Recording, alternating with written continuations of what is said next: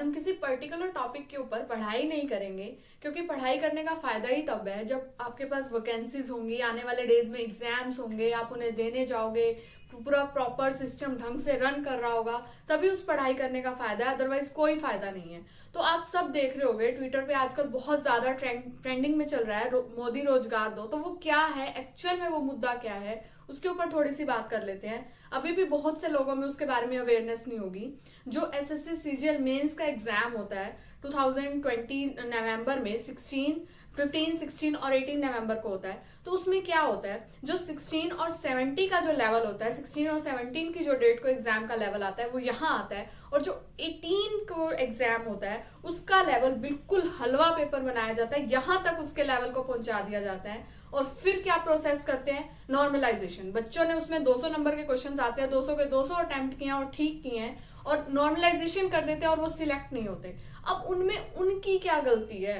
तो अब ये जो प्रोसेस है उसे बदलना है, क्योंकि आरक्षण से भी बड़ा मुद्दा ये है। सबसे पहले तो वैकेंसीज है ही नहीं, अगर हैं तो उनके एग्जाम टाइम पे कंडक्ट नहीं होते।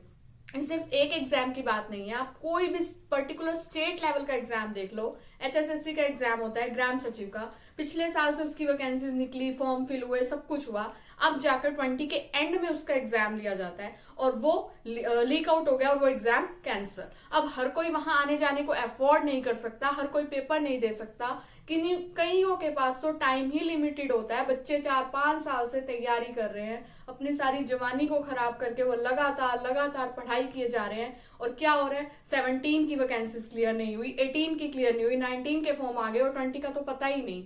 और सारी एडवांटेज कौन ले रहा है, कोरोना। कोरोना तो अब आया है, पहले कहाँ था, वैकेंसीज तो पहले से ही नहीं है। तो ये सारे सिस्टम को चेंज करने की बहुत ज्यादा जरूरत है। सिर्फ एक पर्टिकुलर स्टेट की बात नहीं करेंगे, किसी पॉलिटिकल पार्टी का मुद्दा नहीं है कि हम कहें हाँ यहाँ पर बीजेपी है, वहां पे कांग्रेस, ऐसा नहीं है।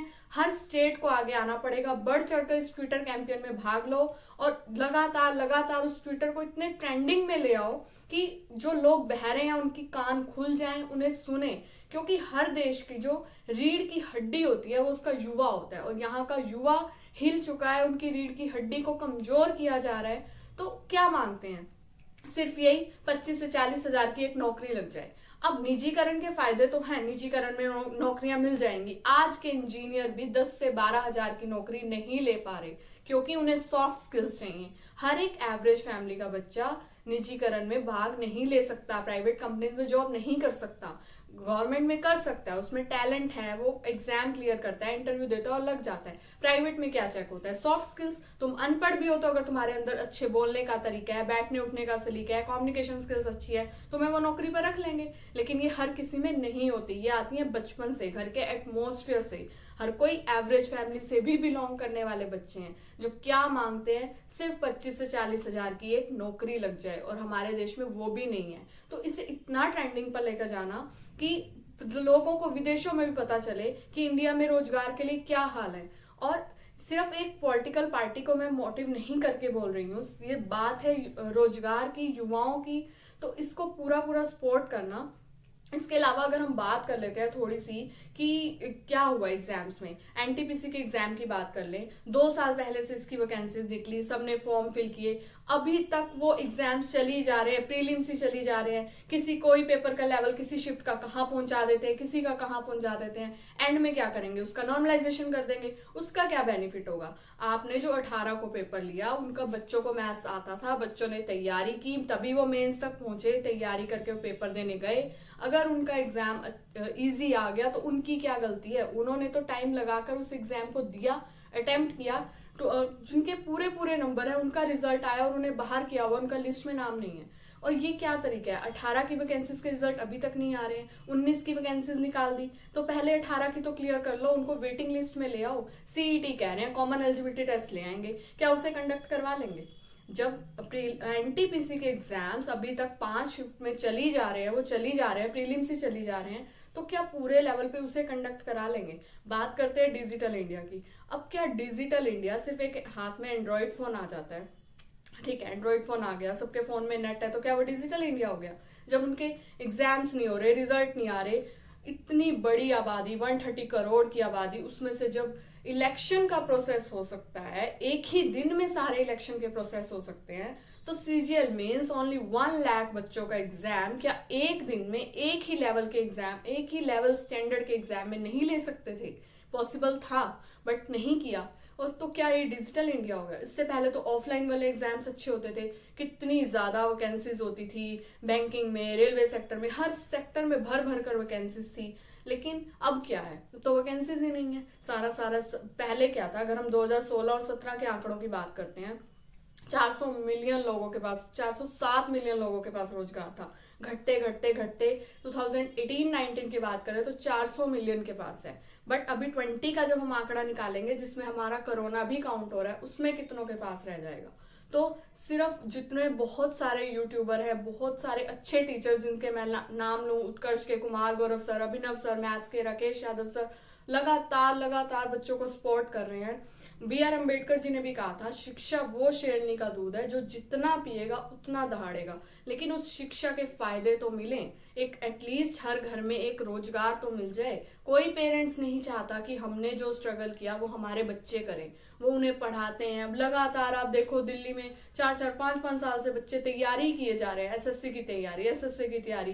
कितने जोक्स बन गए उनके ऊपर कि हाँ शादी करनी है, एसएससी की तैयारी। अब एक कोई लड़की का भी अगर हम एग्जाम्पल ले लें, वो अगर टाइम मांगती है, मुझे 2 साल दे दो, मैं पढ़ लेती हूँ, मुझे जॉब चाहिए, उसके बाद मैं मैरिज करती हूँ या कुछ भी, पर उन 2 सालों में क्या वैकेंसी नहीं निकलेगी? वैकेंसी निकलेगी तो एग्जाम्स नहीं होंगे, एग्जाम्स होंगे तो उनके रिजल्ट आउट नहीं होंगे, लगातार 4-4, 5-5 साल हो जाएंगे। और कितनों की तो एज ही इसी चक्कर में निकल गई, सारी जवानी उन्होंने पढ़ पढ़ कर निकाल दी। तो इस पूरे के पूरे सिस्टम को चेंज करने की बहुत ज्यादा जरूरत है। सभी बढ़ चढ़कर इस कैंपेन में भाग लेना, हर कोई आगे आओ, चाहे कोई भी है, बच्चों के पेरेंट्स है, स्टूडेंट्स है। एक टीचर भी क्या होता है, एक स्टूडेंट के दम पर चल रहा होता है। जब स्टूडेंट्स को ही लगेगा वैकेंसी नहीं है, पेपर नहीं है, तो ये टीचर्स क्या करेंगे? और हर टीचर भी एक स्टूडेंट होता है, हम भी उसी दौर से निकले हैं। तो please I request to all, हर एक टीचर, हर एक बच्चा इस ट्विटर कैंपेन में भाग ले।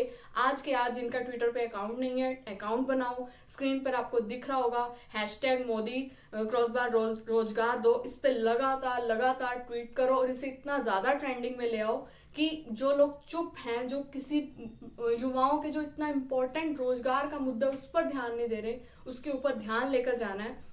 और सभ्य तरीके से, शिक्षित लोगों की पहचान ही यही होती है कि हाँ तुम प्रोटेस्ट करने लग जाओ, ये वो करना पड़ेगा तो वो भी करेंगे क्योंकि हमें अपना हक चाहिए। लेकिन ट्राई करो कि पोलाइट सभ्य तरीके से इस कैंपेन को लगातार लगातार आगे बढ़ाओ। और इस वीडियो को जितना ज्यादा शेयर कर सकते हो उतना ज्यादा शेयर करो, ताकि जो भी आपके पेरेंट्स हैं, गार्जियन हैं, कोई भी टीचर्स हैं, बच्चे हैं, हर एक के फोन से आपको ट्वीट करना है।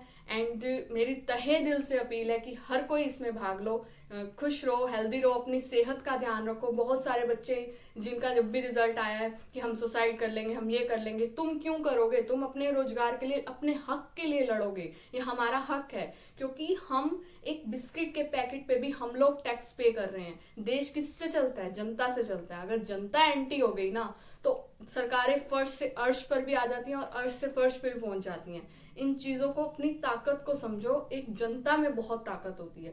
तो लगातार लगातार उसे सपोर्ट करो। कल 25th ऑफ फेब लगातार 11 बजे से शुरू हो जाना। वैसे भी बहुत ज्यादा ट्रेंडिंग में ऑलरेडी चला गया, जब से सारे यूट्यूबर ने इनको सपोर्ट करना शुरू किया, टीचर्स आ गया, स्टूडेंट्स आ गया, वैसे भी ट्रेंडिंग में। आपने देखा होगा जब पहले भी ये किया था HSSC के लिए, हरियाणा के एग्जाम के लिए, सेम डे उनका रिजल्ट आ जाता है। डेट मीन्स रिजल्ट बने पड़े थे तो क्यों नहीं दिए जा रहे थे? तो ऐसे ही हमें अपने हक के लिए सभ्य तरीके से लड़ना है। अपने आप को मेंटली फिट रखो, फिजिकली फिट रखो, तभी आप कुछ कर पाओगे। एंड अपना अपना ध्यान रखो, खुश रहो, हेल्दी रहो। Thank you so much for watching.